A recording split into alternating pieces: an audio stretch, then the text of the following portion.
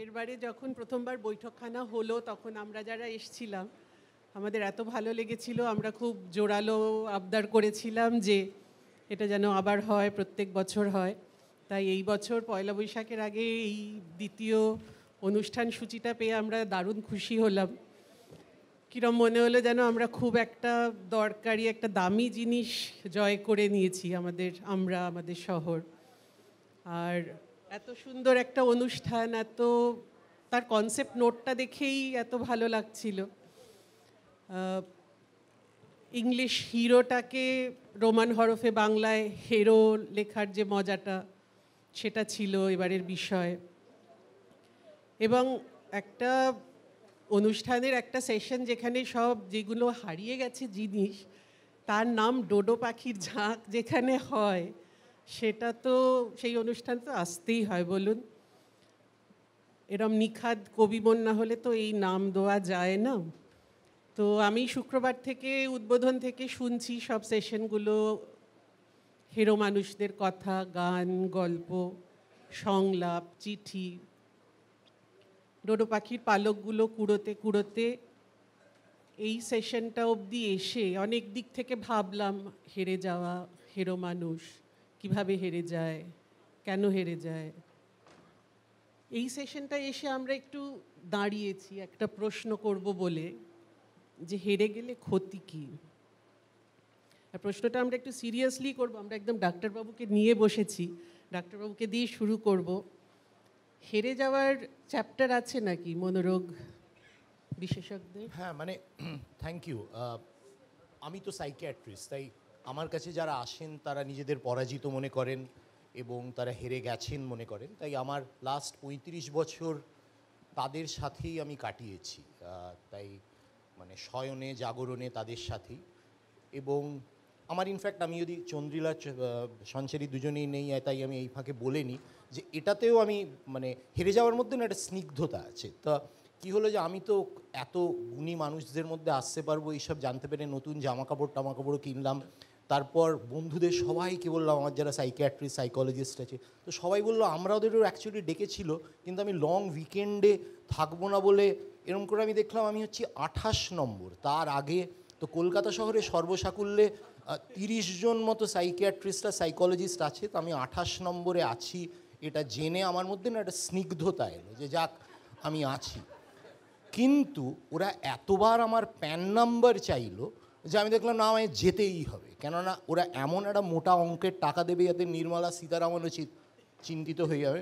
তাই আলটিমেটলি আমি জয়ী, মানে আমার খরচা হলো না, আমি লং উইকেন্ডে গেলাম, এতজন লোকের সামনে আমার চন্দ্রিলের সাথে সেলফি টেলফি তুলবো বলে এলাম। কিন্তু না, সিরিয়াস নোট, আমি মনে করি যে এই যে কনভারসেশন, আমি না জয়রঞ্জন রাম, আমি বাঙালি নই, তাই আমি চন্দ্রিলের আর সঞ্চারীর পারমিশন নিয়ে ইংরেজিতে অনেক কথা বলবো, so forgive me for that. আমার মনে হয় যে কনভারসেশনস অ্যাবাউট ডিফিট, হেরে যাওয়া, ইজ অ্যাকচুয়ালি ক্রুশিয়াল। মানে আর এটা আমি সত্যি খুব খুশি যে এইটা নিয়ে একটা সভা হচ্ছে, আলোচনা হচ্ছে, এত লোক আমরা কথা বলছি। আমরা যদি দেখি আমার পিওরলি আমার কাজের দিক থেকে one of the biggest concern এখন হচ্ছে suicide, particularly suicide amongst young people. এবং আমি তাদের সাথে যখন কথা বলি, যারা সুইসাইড অ্যাটেম্প্ট করেছেন, যারা সুইসাইড অ্যাটেম্প্ট মানে করার কথা ভাবছেন, বা যারা সুইসাইড করেছেন, আমার যারা পেশেন্ট, আমি 30-35 বছর কাজ করছি, আমি জানি যে আমার অন্তত 40 জন পেশেন্ট সুইসাইড করেছেন। এদের না মানে সমাজ আমরা এমনভাবে জগৎটাকে দেখি যে আমাদের জিততেই হবে, এবং conversations about failure, conversations about defeat, managing emotions, তুমি যদি নিজেকে পরাজিত মনে করো, তুমি যদি হেরে যাও, এটা কমপ্লিটলি অ্যাবসেন্ট। মানে আমাদের অ্যাডভার্টাইজিং এজেন্সি থেকে আরম্ভ করে মানে মারকে জিত লেনা হ্যাঁ, মানে না জিতলে আমরা একেবারে মৃত্যুর সমান, এবং হেরে যাওয়াটা একটা বিরাট বড় সোশ্যাল এম্বারাসমেন্ট, এবং যার জন্য আমরা নিজেদের প্রাণ দিয়ে দিতে হবে। এটা আমরা প্রত্যেক দিন খবরের কাগজে দেখি। আমরা কিছু একটা পেলাম না, তার জন্য সুইসাইড হলো, আমার রেজাল্ট ভালো হলো না, কারণ আমার টিভি চ্যানেল দেখতে দেওয়া হলো না বলে আমি সুইসাইড করলাম, এরকমও হয়। মানে having said that, suicide is a very complex issue. কখনো একটা ঘটনার জন্য সুইসাইড হয় না, কিন্তু আমি মনে করি যে আমার মনে হয় যে সেই জন্যই না conversations about defeat and reframing defeat, মানে আমরা কি করে এটাকে নিয়ে নতুনভাবে ভাবতে পারি, সেটা is actually very very important.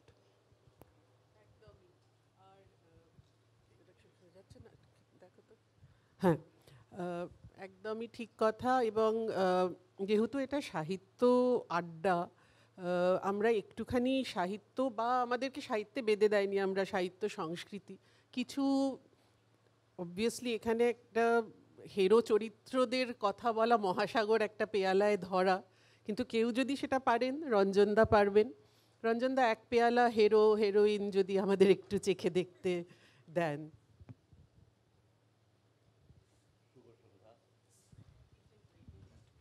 Hello.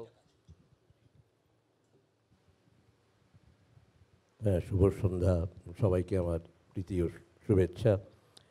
দেখুন, এতদিন ধরে এই হেরো নিয়ে কথা হচ্ছে, যে নতুন কোনো কথা বলার আছে বলেই হয়তো আমি মনে করি না। তবু যখন প্রশ্নটা করা হলো, আমার মনে হয় 1954 সালে একটা এমন ঘটনা ঘটলো যেটা সংজ্ঞায়িত করলো হার এবং জিতকে নতুনভাবে আমরা দেখতে শিখলাম হার কাকে বলে, জিত কাকে বলে, এবং হার জিতের মাঝখানে কিছু আছে কিনা। সেই বছর নোবেল প্রাইজ পেলেন সাহিত্যে আর্নেস্ট হেমিংওয়ে, এবং বইটার নাম হচ্ছে old man on the sea. এই বৃদ্ধ, ইনি কে? ধরুন একটা মানুষ যে জীবন সমুদ্রে চলে যাচ্ছে মাছ ধরার জন্য, এবং মাসের পর মাস, প্রায় 2 মাস 2.5 মাস হয়ে যায়, সে একটিও মাছ ধরতে পারে না, এবং শেষ পর্যন্ত সে একটা মাছ ধরে। কিন্তু সেটার আবার এমন বিপুল টান, সেই সাফল্যের এমন বিপুল আকর্ষণ এবং টান, এবং তাকে এমন বিপর্যয় পড়তে হয় যে কিছুতেই সেই সাফল্যকে সে ডিঙি নৌকোয় তুলতে পারে না। সেই সাফল্যের পেছনে পড়ে যায় হাজার হাঙর, যেমন জীবনেও হয়, এবং সেই রক্তে ভেসে যায় সমুদ্র। শেষ পর্যন্ত সেই মাছের কঙ্কাল নিয়ে সেই বৃদ্ধ সমুদ্রের ধারে পৌঁছয়, কিন্তু সেটা হার না জিত, এইখানে রিডিফাইন্ড হচ্ছে বলে আমার মনে হয় হার জিত। কারণ এই বইটাতেই বলেছেন এক জায়গায় হেমিংওয়ে, যে you can destroy a man but you can't, ও you can defeat a man but you can't destroy a man. একটি মানুষকে আমরা হারিয়ে দিতে পারি নানানভাবে, কিন্তু তাকে ধ্বংস করতে পারি না। ধ্বংস করতে কি পারি না ধ্বংস করতে তার ব্যক্তিত্ব, তার একাকিত্ব, তার আত্মবিশ্বাস, তার এবং তার কাজ করার ক্ষমতা, এবং তার সাফল্যের প্রতি তার আকর্ষণ, সে নিশ্চয়ই সফল হবে এই বিশ্বাস ইত্যাদি। এই যে যুদ্ধটা, দ্যাট শুড বি সেলিব্রেটেড, যেটা কামুর দি সিসিফাস নিয়ে যে লেখাটা আছে, সেটার মধ্যে এই স্পিরিট অফ একটা মানুষের স্পিরিট, তার জেদ, তার ইচ্ছে, তার পৌঁছবার তাড়না, এইগুলোকে সেলিব্রেট করেছেন কামু। কিন্তু সে কী করছে? সে একটা পাথর নিয়ে ক্রমাগত পাহাড়ের ওপরে ওঠার চেষ্টা করছে, পাথরটা কিছুতেই সেখানে প্রতিষ্ঠিত করতে পারছে না, সেই পাথরটা আবার গড়িয়ে নেমে যাচ্ছে। এই যুদ্ধটা চলছে যুগ যুগান্তর ধরে, থামছে না সেই মানুষটি। Finally he starts enjoying it, এবং কামু বলছেন এমব্রেস দ্য অ্যাবসার্ডিটি অফ লাইফ। এটাই জীবন। জীবন কিছু সাফল্য দেয় না, জীবন কিন্তু হারতেও বলে না। এটাই জীবন, এটাই অ্যাকসেপ্ট করতে হবে। এটাকে রিয়েলিটি বলে অ্যাকসেপ্ট করতে পারো, সুইসাইড করো না, কিন্তু যদি এটাকে অ্যাকসেপ্ট করে ক্রমাগত এই কাজটা করে যেতে পারো এবং জীবনটাকে অ্যাবসার্ড, মিনিংলেস ভাবতে শেখো, তাহলেই ওই বৃদ্ধের মতন, ওই সিসিফাসের মতন আমরা সুখী হতেও শিখবো। এইবারে এই মুহূর্তে আমি এখন থামছি, আবার আপনি বলুন, তারপরে আমি বলছি। একদমই শুনে যাচ্ছেন। And at the end, Ranjanda, we must suppose Sisyphus to be happy. নইলে তো বাঁচার আর কোনো উপায় থাকে না, তাই না? বলবো শুনুন, তাহলে একটু রবীন্দ্রনাথের কাছে যাই। কর্ণকুন্তী সংবাদ, এবং কর্ণ জানে যে সে হেরে যাবে, কর্ণ জানে যে তাকে হারানো হবে। কুন্তী বলছে তুমি ফিরে এসো, তুমিই প্রথম পার্থ। প্রথম পার্থ মানে আমি তো তোমার সন্তান নেই, আমি তো রাধার সন্তান। না না না না, তুমি জানো না, তুমি পৃথারও সন্তান, আমি তো পৃথা, তাই তুমি প্রথম পার্থ, কুন্তীকে বলছেন। কর্ণ কিন্তু ফিরলেন না। বললেন কি? বললেন, মাতা করিও না ভয়, কহিলাম পাণ্ডবের হইবে বিজয়। আমি এই রজনীর তিমির ফলকে প্রত্যক্ষ করি নূপার নক্ষত্র আলোকে মোর ঘোর যুদ্ধফল। যে পক্ষের পরাজয় সে পক্ষ ত্যাজিতে মোরে করো না আহ্বান। জয়ী হোক বা রাজা হোক পাণ্ডব সন্তান, আমি রব নিষ্ফলের হতাশের দলে। দীপ্তিহীন কীর্তিহীন পরাভব পরে, শুধু এই আশীর্বাদ করে যাও মোরে, বীরের সদ্গতি হতে ভ্রষ্ট নাহি হই। বীরের সদ্গতি কি? আমি হেরে যাব এটা জেনেও আমি যুদ্ধ করলাম, আমি হেরে যাব অর্জুনের হাতে, আমার কোনো জেতার কোনো মানে I have no chance at all. কিন্তু আমি যে যুদ্ধ করেছিলাম সেটা যুগ যুগান্তর যেন মনে রাখে। আমি যে the odds against me you are invincible, আমার সমস্ত কেড়ে নেওয়া হয়েছিল। উনি কি জানতেন না? উনি জানতেন যে উনি হেরে যাবেন, কিন্তু যে পক্ষের পরাজয় সে পক্ষে ত্যাজিতে মোরে করো না আহ্বান। আমি পরাজয়কেই আমার জীবনের জয় বলে মেনে নিচ্ছি। আমি জানি যে আমার এই পরাজয়টাই উৎসবে পরিণত হবে এবং সেলিব্রেটেড হব আমি, এবং তিনি তাই হয়ে উঠছেন। অর্জুনের থেকে আমি সবসময় মনে করি কর্ণ এগিয়ে, যুদ্ধে অন্তত, জেতাতেও। সেটাই আমরা হেরে যাওয়ার ক্ষতি নিয়ে কথা বলছি। হেরে যাওয়ার ক্ষতগুলো হয়তো অনেক বেশি সামনে আসে প্রত্যক্ষ আমরা, কিন্তু 7 বার পড়ে গিয়ে ক্ষতবিক্ষত হওয়াটা তো হেরে যাওয়া নয়, 8 বারের বার উঠতে না পারাটাই হেরে যাওয়া, তাই না? এবং ওই যে কথায় বলে what doesn't kill you makes you stronger. এই বিষয়ে আপনি কিছু বলতে চান ডক্টর রাম? হ্যাঁ, আমি না জাস্ট এই রঞ্জনদার যে কথাটা দিয়ে শেষ করলেন, যে কর্ণকুন্তী সংবাদের, এই যে মানে আলটিমেটলি দের ইজ অ্যাকসেপ্টেন্স, তাই না? তাই হেরে যাওয়াটা তো একটা খুব একটা লিনিয়ার একটা জিনিস হলো সেরকম নয়। So we go through a psychological process. তো আমি না খুব ব্যক্তিগতভাবে আমরা সবাই পার্টিকুলারলি রিসেন্টলি যেটায় আমরা খুব এফেক্টেড হয়েছিলাম, যে অভয়ার ক্ষেত্রে আমরা যদি দেখি যে একটা মারাত্মক একটা ঘটনা। তো কুবলার রস বলে একজন সাইকোলজিস্ট ছিলেন, তিনি এই হেরে যাওয়া বা ডিফিট বা এই গ্রিফের অনেকগুলো স্টেজ ডিসক্রাইব করেছিলেন। তার মধ্যে প্রথম একটা ছিল যে ডিনায়াল, যে তো যখন এরকম একটা ঘটনা হলো তখন আমাদের হতেই পারে না, এরকম মানে একজন সরকারি হাসপাতালে চাকরি করছে তাকে মেরে ফেলতে।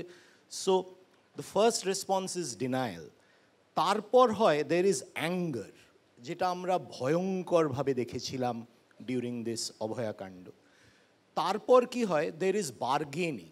তারপর আমরা সবার সাথে নেগোশিয়েট করার চেষ্টা করলাম, বললো যে ঠিক আছে আপনারা এইটা করুন, এইটা করুন, সিসিটিভি লাগান।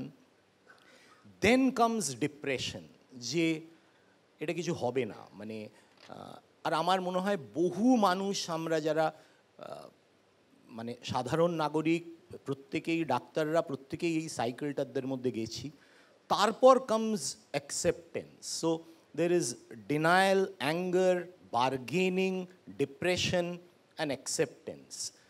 তো এইটা না ইজ আ ফেজ। এবার কি হয়, যখন আমাদের অ্যাকসেপ্টেন্স আসে যে আমরা এরকম, তখন উই আর ভার্চুয়ালি নেকেড, আমরা বুঝতে পারি যে আমাদের হাতে কিছু নেই।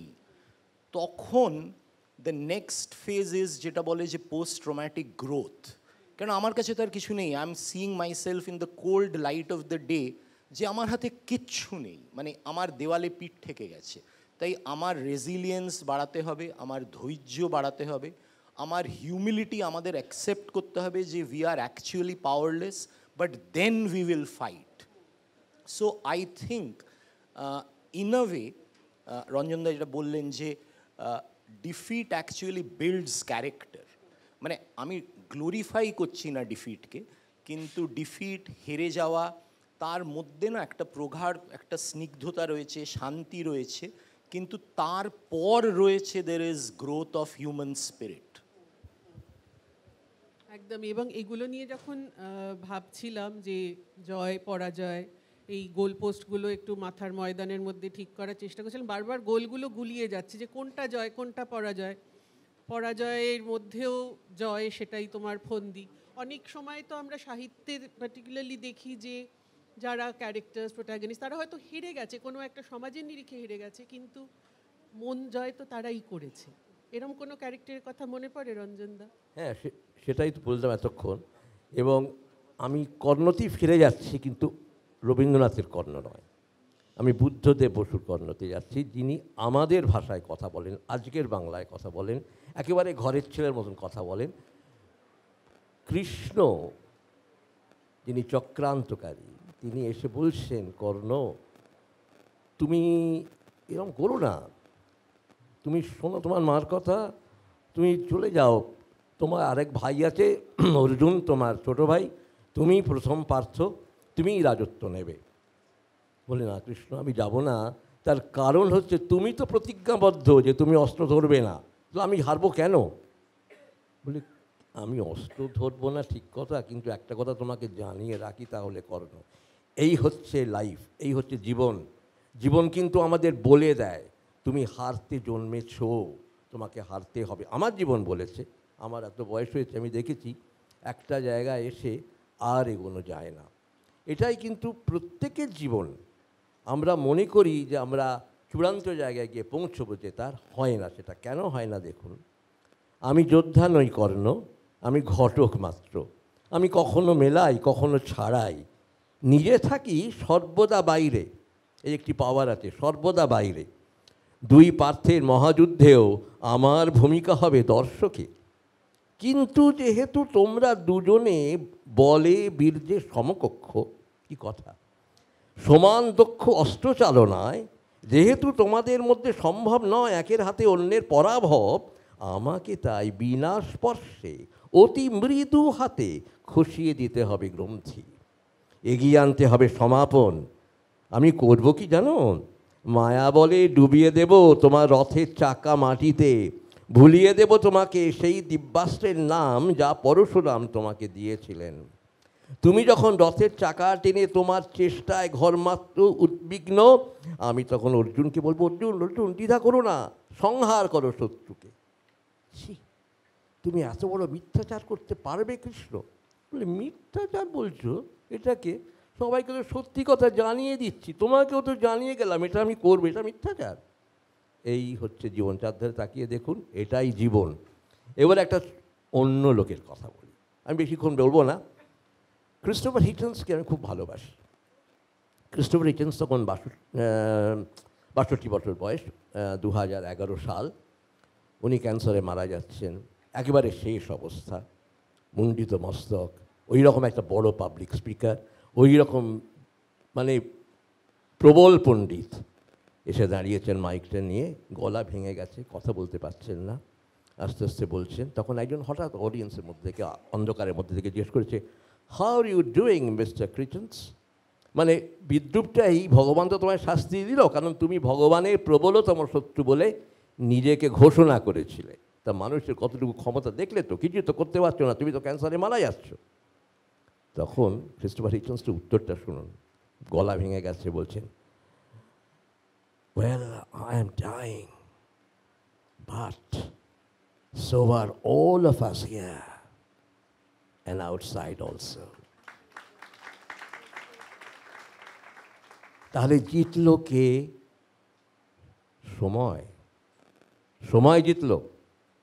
আমরা কালীকে কেন কালো বলি, কেন কালী ডাকি? কালী ডাকি এই কারণে যে তিনি কালো বলে নয়, তিনি মহাকালকে কলন করতে পারেন, মহাকালের অঙ্কটা করতে পারেন, আর কেউ পারে না। আর একজন পারতেন, রামানুজন, তার জীবনীর নাম হচ্ছে the man who knew infinity, the man who knew infinity. কিন্তু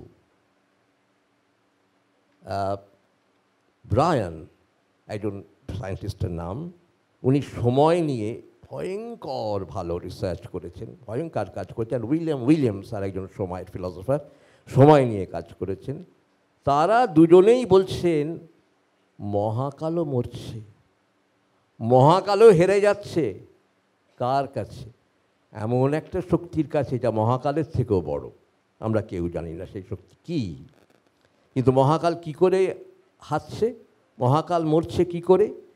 যতদূর বিশ্বে ছাদের ওপরে যান, যতদূর তাকাবেন আপনি কিন্তু মহাকালের দিকেই তাকিয়ে আছেন, আলোকবর্ষ দূরত্বের দিকে তাকিয়ে আছেন। সেই আলোকবর্ষের দূরত্বে সবাই মরছে, and time, eternal time is also dying. কারণ স্পেস অ্যান্ড টাইম একসঙ্গে জন্মেছিল বিগ ব্যাঙে, একসঙ্গেই মারা যাবে একদিন। সবাই আমরা চলেছি অনন্ত হারের দিকে, অনন্ত জীবনে বিশ্বাস করতে করতে। তাই জন্যে প্রেমেন্দ্র মিত্র ছোট্ট একটা কবিতায় বলেছেন, ছাদে যেও নাকো, ওখানে আকাশ অনেক বড়, তারাদের মধ্যে সব জিজ্ঞাসা হবে বিলীন, ছাদে যেও নাকো। ভাগ্যিস আমাদের আর ছাদ নেই এখন, একটু ছোট্ট বারান্দায় থাকি, ছাদ চলে গেছে। তবে এইটুকু বলে যাই যাওয়ার সময়, যে ছাদ না থাকলে রবীন্দ্রনাথ জন্মাতেন না, রবীন্দ্রনাথ হতেন না। উনি কিন্তু ছাদ সংস্কৃতির একটা বিরাট দান, দক্ষিণের বারান্দা আর ঠাকুরবাড়ির ছাদ। ভালো থাকবে।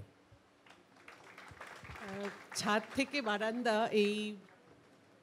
এই যে যাত্রাপথ, আপনার এতদিনের ক্যারিয়ার ডক্টর রাম, এত পেশেন্ট, আপনি কি সময়ের সাথে হার মেনে নেওয়ার হার বাড়ছে কমছে, আপনি কিছু দেখছেন? আমার মনে হয় যে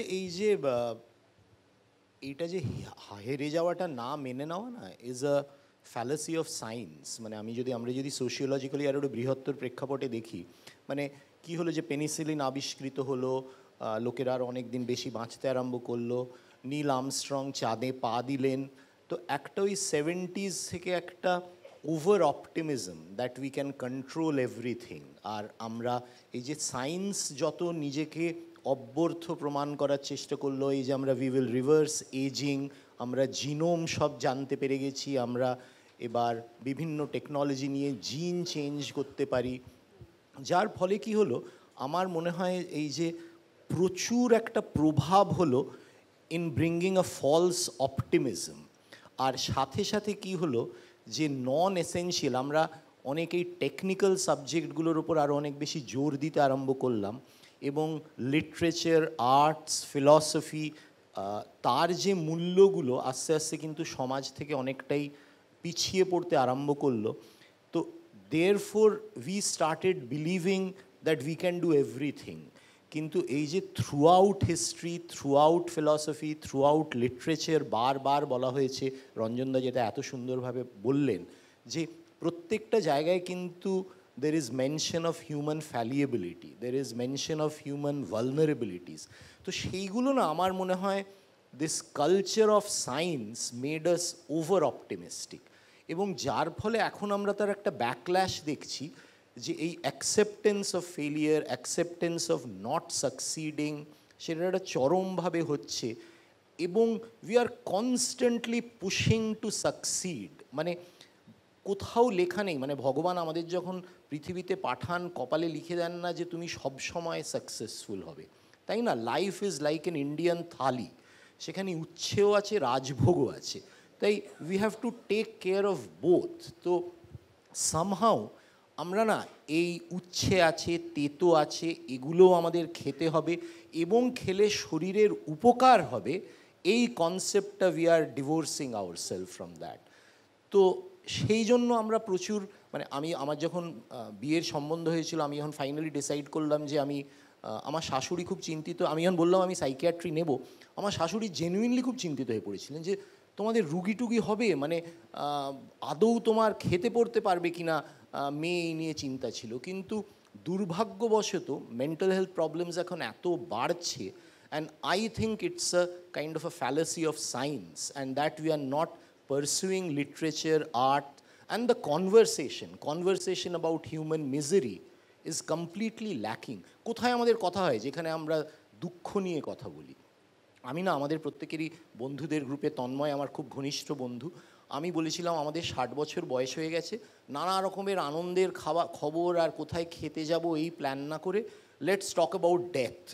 and I actually meant it very seriously. তা আমাকে একেবারে ভীষণ মানে বলা হলো, আরে কি কথা, এরকম আমরা আনন্দ করব, পার্টি করব, একটু হুইস্কি খাবো। কিন্তু I mean it seriously, that at times we have to talk about defeat and unhappiness. মানে we can't delete it from our lives. পরাজয়গুলো, এতগুলো পরাজয় আমরা কিভাবে দেখি তার উপরই তো নির্ভর করে, যে এতগুলো ফেলিয়ার্স সেগুলো তো এক্সপেরিমেন্টস হিসেবে দেখানো যায় না, যে এতগুলো ভাবে হবে না, তাহলে অন্যভাবে হবে, সেটা তো আমরা ভাবতে পারি।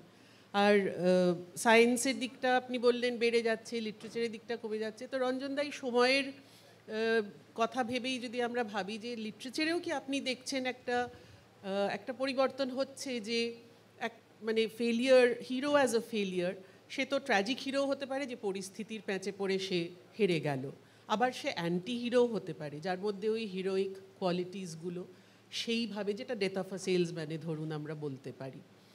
আপনি কি সেভাবে দেখেন যে একটা সময়ের সাথে একটা বদল হয়েছে? হ্যালো, হ্যাঁ, আমি সেভাবে দেখি অবশ্যই, কিন্তু আমার একটা ছোট্ট কবিতা মনে পড়ছে, ল্যান্ডারের লেখা। সেই কবিতা বোধহয় সামস ইট আপ, আমাদের প্রত্যেকের জীবনের কবিতা, সেটা আমাদের প্রত্যেকের জীবনের সঙ্গে সেটা মিলবে আমার আশা করা যায়। এবং তিনি 4টে লাইনে যেটা বলছেন সেটা আমারও কথা।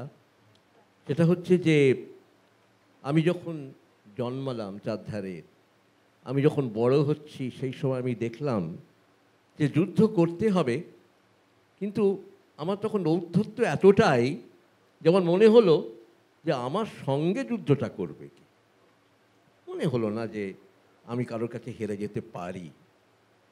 কিন্তু তারপর হাঁটতে হাঁটতে দেখলাম যে না, বরং আমি শিল্পকে ভালোবাসি, শিল্প হয়তো আমাকে কিছুটা আগুন দিতে পারবে।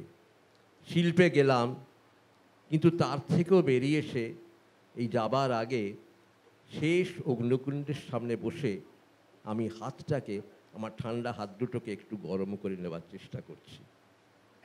কবিতাটা হচ্ছে এই: I strove with none, for none was worth my strife. I loved nature, and next to nature art. I warmed both hands before the fire of life. It sinks, জীবনের আগুন নিভে আসছে, and I'm ready to depart. এটাই জিত।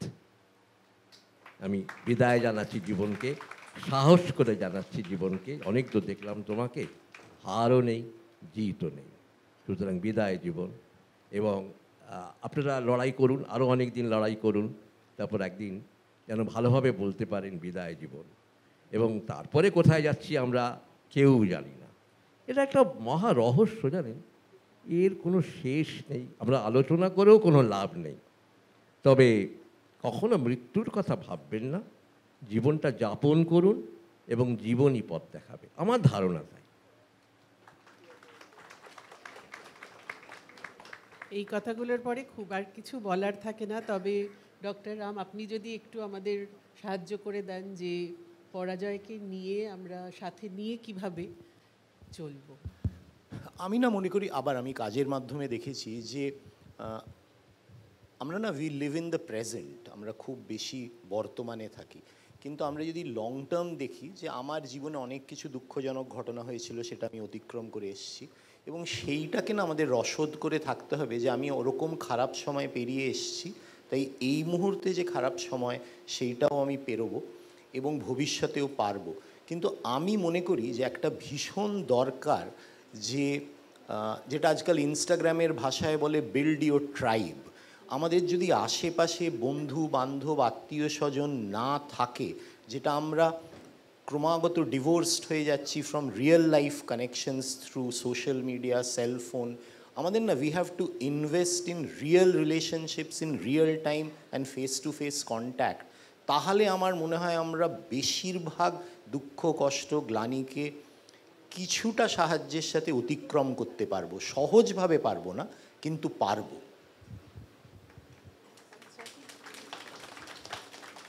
কিন্তু এরকম মতো অনেক সময় হয় যে কারোর সঙ্গে সংস্পর্শে এলে আমার আরও রাইট, সেটা তো আমাদের উই হ্যাভ টু বি মানে প্র্যাকটিক্যাল অ্যাবাউট ইট। অনেক টক্সিক লোকজন আশেপাশে সবসময় আছেন, তো সেই জন্যই না আমার মনে হয় যে যত না আমরা যদি না অনেক আমি জানি সময় শেষ হয়ে গেছে, আমি দেখেছি যারা আমি যতটুকু দেখেছি আমার ব্যক্তিগত কাজের মাধ্যমে, যারা actually those who fall prey to toxic relationship, তাদের কিন্তু অন্যান্য রিলেশনশিপের জায়গা থেকে তারা খুব বঞ্চিত। সেই জন্য এমন একজন মানুষকে আঁকড়ে ধরে বাঁচার চেষ্টা করেন যে তাকে একেবারে নিংড়ে নিয়ে ব্যবহার করে ফেলে দেওয়ার চেষ্টা করে। এবং প্রথম কি হয় যে তারা তাদের কথার মাধ্যমে, একটা ভালোবাসার এক্সপ্রেশনের মাধ্যমে বিশ্বাস করায় যে তুমি আমার জীবনে প্রথম, এবং আমি actually I am a flood human being, এবং সেই জন্য আমার এই আচরণগুলো তুমি ক্ষমা করে দিও এবং তুমি আমাকে রক্ষা করতে পারো। এবং সেই জন্য অনেক সময় আমরা একটা সেভিয়ার মোডে গিয়ে তাদের আরও আঁকড়ে ধরি এবং জানি যে যদি আমার জীবন থেকে চলে যায় তাহলে আমার জীবনটাও কিন্তু একেবারে বিষণ্ণতায় ঢুকে যাবে। এবং বেশিরভাগ এরকম মানুষ যারা এরকম রিলেশনশিপের প্রকোপে পড়েন, তাদের কিন্তু দেখলে দেখা যাবে, তাদের যদি আমরা তাদের জীবনের প্রেক্ষাপটটা দেখি তাহলে দেখব যে তাদের actually relationship, real meaningful relationship, attachment, বন্ধুত্ব সম্পর্ক, ঘনিষ্ঠ সম্পর্কগুলো অ্যাকচুয়ালি খুবই নড়বড়ে। সেই জন্য আমরা এরকম পরগাছার মতো তাদের হয়ে বাঁচতে চাই, এবং তখন আমরা এই টক্সিক রিলেশনশিপের একটা প্রভাবে পড়ি। আচ্ছা, লাস্ট প্রশ্ন রঞ্জনদাকে করব যে আপনি তো অনেকগুলো চরিত্রের কথা বললেন যারা সেইভাবে জিততে পারেনি। আপনার এরকম কোনো চরিত্র আপনার মনে পড়ে বা আপনি বলতে চান যে মানে আপনাকে পরাজয় নিয়ে একটু অন্যভাবে ভাবতে ইন্সপায়ার করেছে? Hello, hello. না, আমি যেটা এতক্ষণ ধরে বলার চেষ্টা করছি সেটা আবার বলছি। সেটা হচ্ছে যে আমি যতটুকু লেখাপড়া করেছি এবং যতটুকু জীবন অভিজ্ঞতা আমার হয়েছে, এই দুটো থেকে যেটা আমি বুঝতে পেরেছি সেটা হচ্ছে যে অ্যাবসলিউট হার বলে কিছু নেই, আবার অ্যাবসলিউট জিত বলেও কিছু নেই। যদি আমাদের এখনও কখনো কখনো মনে হয় ক্ষমতাই বোধহয় আমাদের জেতাবে, কখনো কখনো মনে হয় অর্থের দাপট আমাদের জেতাবে, কখনো মনে হয় যখন যৌবন থাকে যে আমাদের স্বাস্থ্য আছে, যৌবন আছে, স্বপ্ন আছে, সব কিছুই আমাদের ফলে যাবে। তা হয় না। কিন্তু যেটা হয় সেটা হচ্ছে ওই সিসিফাসের মতন একটা অসামান্য কথা কামু বলে গেছেন, এবং সেটা আমি বিশ্বাস করি। সেটা হচ্ছে life is ultimately meaningless, it is absurd, but you embrace the absurdity. তোমাকে এই অ্যাবসার্ডিটিটা মেনে নিতে হবে, তাহলে তোমার মধ্যে ডিট্যাচমেন্ট তৈরি হবে, এবং সেই ডিট্যাচমেন্ট থেকে তুমি জীবনটাকে ভালোবাসবে।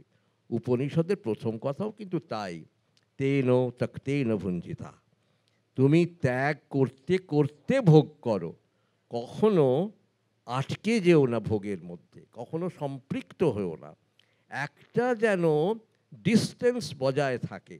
তাহলেই কিন্তু জীবনে আঘাতগুলো সহ্য করতে পারবে, হারগুলোকে হার মনে হবে না, জেতাটাকে জেতা বলে মনে হবে। এবং finally we should learn to enjoy life. আমরা যেন জীবনটাকে উপভোগ করতে শিখি, অন্য কারোর ক্ষতি না করে, অন্য কারোর উপভোগ কেড়ে না নিয়ে, অন্য কারোর বাসনা কামনা তছনছ করে না দিয়ে। এটা যদি আমরা পারি তাহলে আমাদের জীবন অনেকটাই সার্থক হলো।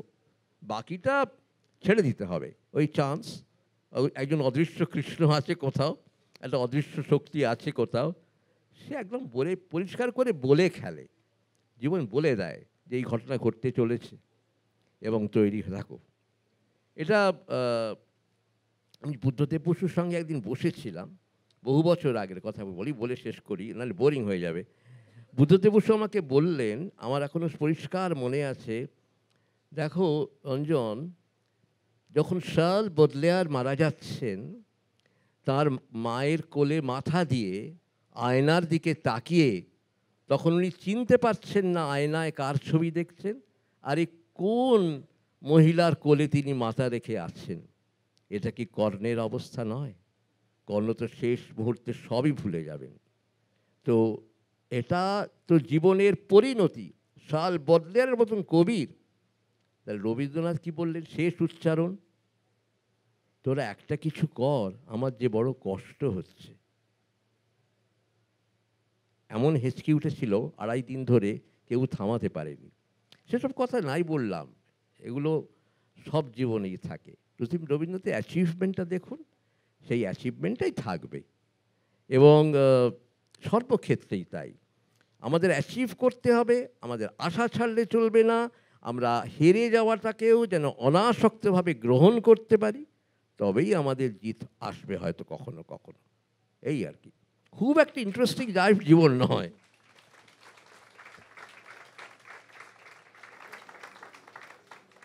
আমাদের সেশন শেষের দিকে এত সুন্দর করে রঞ্জনদা কামুকে আনলেন, আমি সেই সূত্রেই সিসিফাস কামু এক্সিস্টেন্সিয়ালিজমের সূত্রেই দুটো মানুষকে দিয়ে শেষ করি, যাদের থেকে হেরে যাওয়া চরিত্র বোধহয় সাহিত্যে, সারা বিশ্ব সাহিত্যেই খুব বেশি নেই।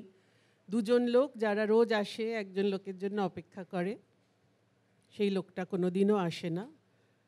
একটা ছেলে আসে বলে আজকে আর উনি আসবেন না, কাল ঠিক আসবেন।